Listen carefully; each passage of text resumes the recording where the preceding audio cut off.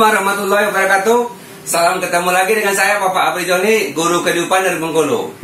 Kembali saya bicara tentang kehidupan. Ide kali ini muncul dari baru saja saya melakukan terapi pada pasien saya. Persoalan utamanya adalah putus cinta. Pasien saya ini bercerita dari putus cintanya dari tidak ada masalah. Artinya awalnya biasa-biasa saja, hubungan juga sebelumnya mesra-mesra saja, tidak ada pernah ribut, tidak ada kesalahan lah. Tiba-tiba renggang begitu saja. Lalu dia sedih, kenapa bisa begini? Datang ke tempat saya, lalu disitulah saya sudah tahu masalahnya di mana. Kemudian saya jawab secara umum adalah pasti dia nggak nyaman. Iya, nggak nyaman lagi dia. Nah, sekarang yang saya ungkapkan adalah kenapa orang itu tidak nyaman. Oke, jadi disinilah saya jelaskan. Ini dari saya ungkapkan kepada pasien saya juga mengakui betul kata Bapak. Inilah kesalahan saya selama ini tanpa disadarinya. Nah, sekarang nih di awal mungkin dia tahan diri, biarkan saja. Tapi lama-lama orang meninggalkan kita. Jadi video kali ini saya bahas 3 perilaku buruk yang membuat komunikasi tidak nyaman. Ya, baik itu hubungan asmara, hubungan pertemanan, hubungan bisnis, apa saja. Ketika 3 ini kita lakukan, pasti hubungan itu nggak nyaman. Lama-lama putus hubungannya. Nah, berteman juga begitu. Lama-lama kita nggak ada punya sahabat lagi. Nah, ini yang sering kita abaikan dan sering kita lakukan. Oke, setelah Anda tahu, jangan dilakukan yang 3 ini. Oke, saya ungkapkan. 1 adalah orang yang suka mengkritik. Mengkritik ini orang tidak nyaman dengan orang suka mengkritik. Mungkin selama ini Anda sudah pernah sering mendengar mungkin ada biasanya pejabat ini yang baru diangkat. Saya suka dikritik. Silakan Anda mengkritik saya akan menerima dan saya akan memperbaiki apa yang Anda kritikan. Itu ketika baru diangkat, basa-basi itu. Pada sebenarnya manusia nggak suka dikritik. Ini harus Anda pahami betul ini. Setiap manusia tidak suka dikritik. Jadi nggak boleh mengkritik, Pak. Bukan tidak boleh. Artinya kalaupun terpaksa kita mengkritik, tentu pakai cara.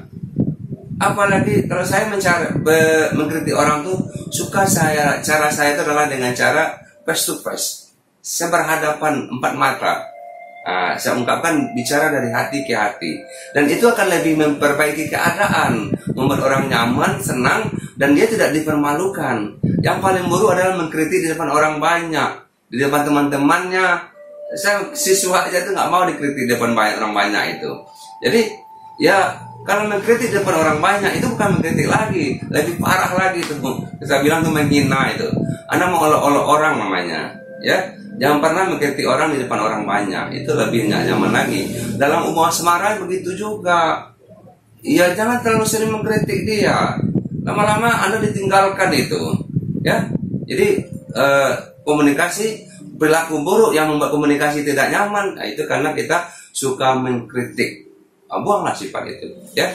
Yang kedua itu adalah orang yang suka menuntut. Menuntut ini juga nggak suka orang dituntut. Sebaik apapun orang Anda tuntut lagi, dia merasa nggak dihargai. Jadi kebaikannya seakan-akan diabaikan. Jadi yang benar gimana, Pak? Yang benar kita memberi solusi kepada setiap orang. Kita bantu dia. Ada dia misalnya yang mampu memenuhi, kita bantu aja dia. Nggak perlu kita tuntut harus begini. Kalau kita bisa bantu ya bantu. Kalau enggak ya sudah, biarkan saja. Tapi jangan pernah menuntut harus begini. Orang enggak akan nyaman. Jadi kalau dalam hubungan asmara tuh handphone ini di awal biasanya kalau hubungan yang lagi mesra-mesra itu handphone tuh kayak ditunggu-tunggu betul tuh WA dari kekasihnya, dari pacarnya. Tapi ketika enggak nyaman lagi, itu karena itulah itu. Gara-gara dituntut harus begini. Besok apa itu takut dia melihat itu. Nanti ada lagi perintah baru, ada lagi tuntutan baru, ada lagi tuntutan baru. Itu membuat orang yang nggak nyaman. Jadi yang benar adalah jadilah orang pemberi solusi, bantu dia. Itu aja tugas kita. Ingat, misi kehidupan yang saya pernah katakan, misi kehidupan itu adalah bermanfaat pada orang lain, bukan menuntut orang lain. Anda keliru sekali, ya.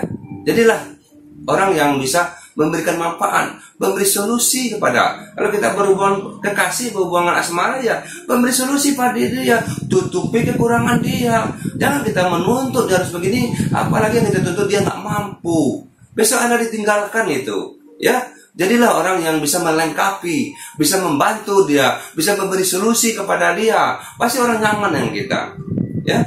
Yang ketiga adalah orang yang suka membicarakan kebaikan dia kepada orang lain. Orang nggak nyaman.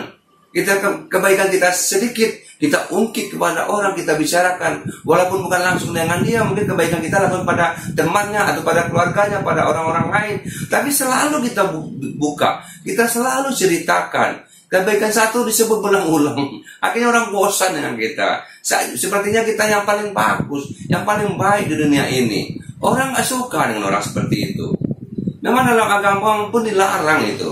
Kalau kita punya kebaikan, ya kebaikan itu gak usah diingat-ingat. Yang perlu diingat adalah kesalahan orang pada kita, kesalahan kita pada orang, kesalahan kita pada orang kita ingat. Kebaikan kita lupakan saja. Itu memang ada aturannya. Jadi selama kita sering membicarakan kebaikan kita, kehebatan kita, serasa kita yang punya berjasa dengan dia, orang lain seakan tidak ada berguna.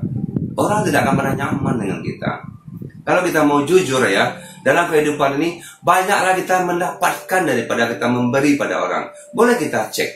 Jadi sama siapa saja. Merasa kita berjasa pada orang itu bohong, salah betul kita. Itu salah perasaan itu. Yang benar adalah orang yang banyak memberi manfaat pada kita. Banyaklah orang yang memberi pada kita daripada kita memberi pada orang lain. Jadi yang untuk solusinya dirubah. Dari perasaan kita banyak kita berjasa, banyak berikan kebaikan kepada orang, rasakan bahwa kita masih banyak yang belum kita lakukan. Jadi kalau saya sering solusinya, kita pikirkan kepada orang lain. Apalagi yang aku berbuat kepadamu? Apalagi yang harus berbuat kepada orang lain? Kalau di sekolah, apalagi yang harus berbuat pada sekolah? Apalagi yang bisa berbuat kepada kantorku? Apalagi yang bisa kuberikan kepada perusahaan ini? Apalagi yang bisa diberikan pada orang banyak? Coba itu yang diungkit terus, dipikirkan terus. Maka kita jadi manusia yang memberi solusi. Bukan orang yang merasa paling hebat, bukan merasa paling berjasa. Banyak sekali kekurangan kita, banyak sekali yang belum kita lakukan pada orang lain. Justru orang lain yang memberikan manfaat pada kita yang lebih banyak. Itu yang terjadi. Jadi sekarang salah betul kita, salah besar kalau kita merasa berjasa pada orang lain, merasa paling baik dibandingkan orang lain. Salah. Yang terjadi adalah banyak sekali yang belum kita lakukan. Apalagi yang kita lakukan, apalagi yang kita berbuat pada orang lain, apalagi yang harus kita berikan pada orang lain. Jika itu mental yang kita berikan, insya Allah orang nyaman dengan kita. Sampai kapanpun, dengan siapapun kita bertemu, baik dengan kawan, dengan kekasih, dengan pasangan suami istri, tetap akan nyaman selamanya. Karena dalam hidup kita hanya memberikan solusi, memberikan manfaat kepada pasangan kita. Oke?